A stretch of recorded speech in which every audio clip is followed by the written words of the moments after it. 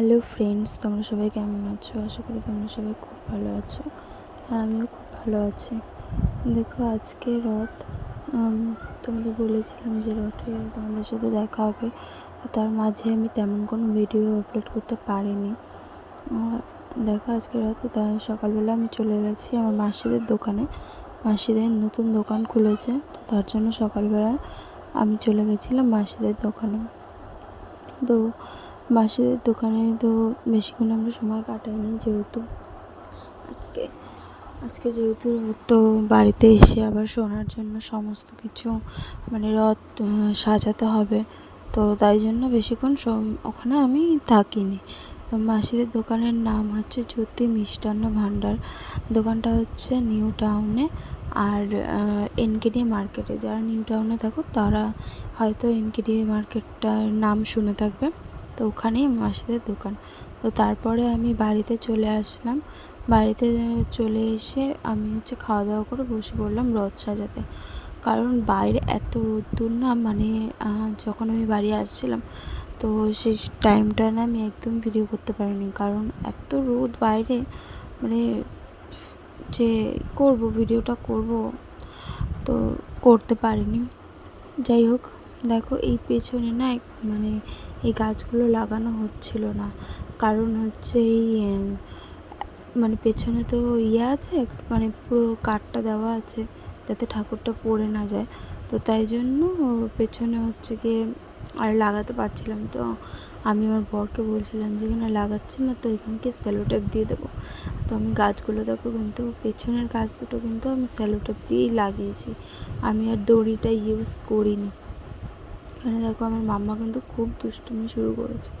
ও আমি যা কাজ করব ওর সব লাগবে, সেই জিনিসটাই ওর লাগবে। তো দেখো, এখানে আমি স্যালো টেপ দিয়ে মেরে দিয়েছি, ভালো করে মেরে দিয়েছি যাতে না খোলে। সত্যিই খোলেনি, খুব ভালোই ছিল। তারপরে দেখো, ওই ওপরে আমি রথটা তেমন করে সাজাইনি।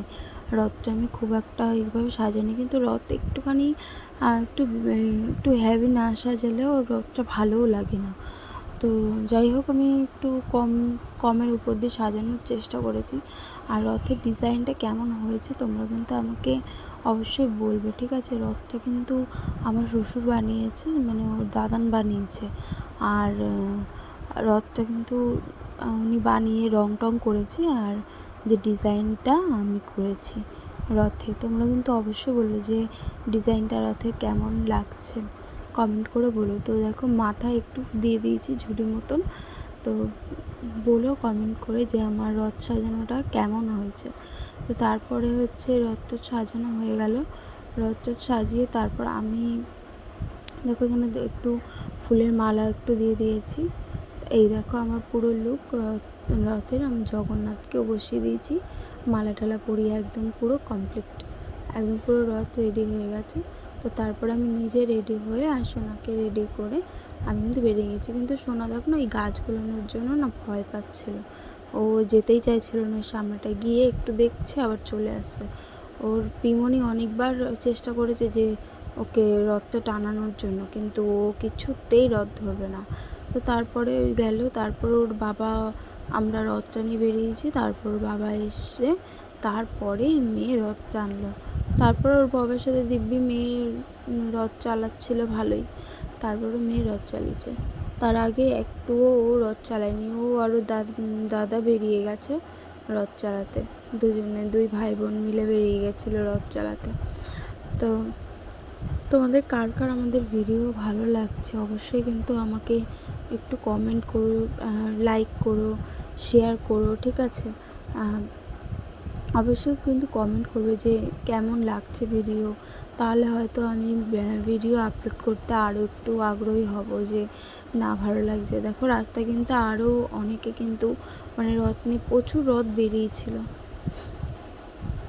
টাটা। তোমাদের ভালো লাগলে কিন্তু অবশ্যই তোমরা কিন্তু লাইক কমেন্ট শেয়ার করো। আর আমার কথা যদি তোমাদের কোনো কিছু মনে হয় এই জিনিসটা হয়নি, তো অবশ্যই কিন্তু আমাকে কমেন্টে জানিও যে দিদি তোমার এই কথাটা হয়নি বা কিছু, আমি কিন্তু অবশ্যই জানিও। বাই।